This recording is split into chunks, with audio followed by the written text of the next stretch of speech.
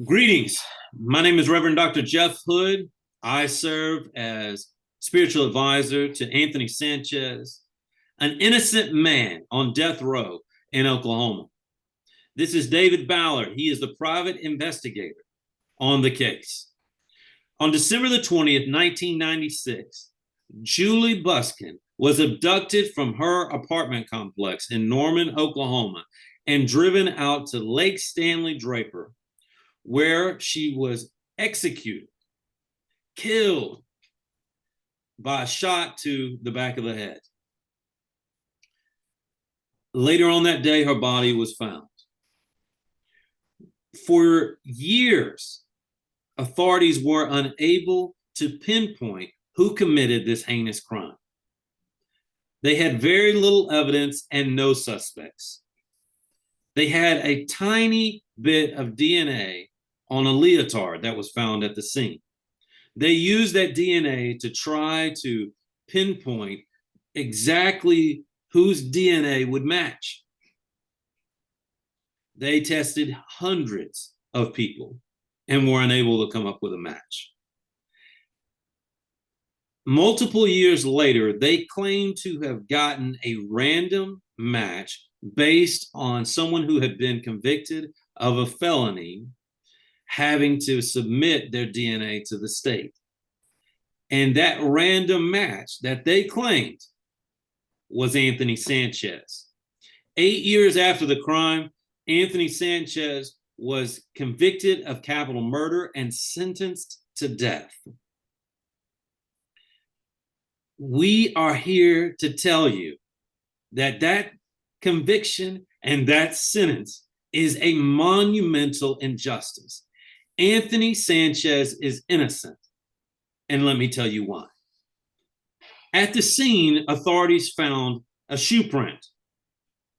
They claim to have matched that shoe print to Anthony Sanchez. The reason that is absurd is because the shoe print was to a shoe that was a mass-produced shoe that would have a fundamental inability to match to any person simply based on the amount that was produced. Also, Anthony Sanchez's size foot doesn't match the size that was found. Secondly, there was a cell phone taken from Julie Buskin's car, and there was a claim that that phone number was used to call numbers that Anthony Sanchez would have known. The reason that that evidence is also absurd is because none of the numbers actually matched. Authorities claimed, well, they were 1 or 2 digits off. That is absurd. There are thousands upon thousands of numbers that are 1 or 2 digits off. Also, there was a claim that there was a bullet found in an apartment complex that Anthony used to live in. Again, another mass-produced item that authorities claim to connect to Anthony Sanchez. Also, there was eyewitnesses who helped in the construction of a sketch. The sketch looks nothing like Anthony Sanchez, not even close. The sketch looks like an older man who, Anthony would have been 19 years old at the time. Lastly, there were dozens upon dozens upon dozens of fingerprints found in the car. None of those matched. There were hairs and other DNA material found in the car. None of that matched. So the physical evidence that was found in the car did not match. All of this auxiliary evidence comes together to say there is no way that this was Anthony Sanchez.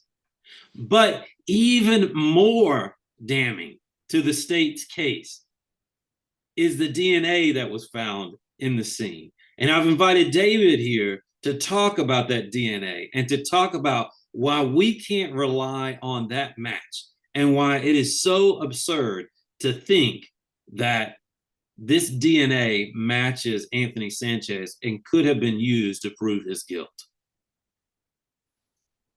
Thank you, Jeff. Yeah, as far as the DNA goes, you're talking about a time when DNA was very new to being used in criminal cases. I think we were only about 6 years in, and that one, you have mixed DNA, which mixed DNA across the board is nearly and almost completely impossible to ever get a full profile for mixed DNA.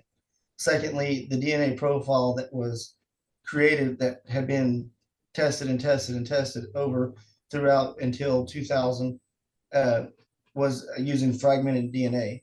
And fragmented deals with again, you have the genome and you have a breaks in the genome. So it would seem odd that you have fragmented DNA, but yet you're still trying to get a full profile. And based off the reports in that I've seen, which I haven't seen every single document from the case because of all the appeals, and that there's quite a bit, but specifically in the DNA where I was brought in, that even early on, lab technicians were having trouble getting profiles. And then there's actually a part from the trial where one of the DNA analysts was asked about the full profile, and there was testimony or a statement made that, well, based off my training, that I was able to believe that it was a close enough match. It's kind of an open end, but it sounds like somebody just filled in the blank spots. And that's why we're seeing potentially why we're seeing the issue with Julie Buskin somehow appearing to be a relative of Anthony Sanchez and his father by almost a 30% match. Wow. Well, to also go in that direction, I think it's important to also point out that we have strong reason to believe that it could possibly be Glenn Sanchez, Anthony's father, who actually murdered Julie Buskin. Glenn had a long history of violence against women.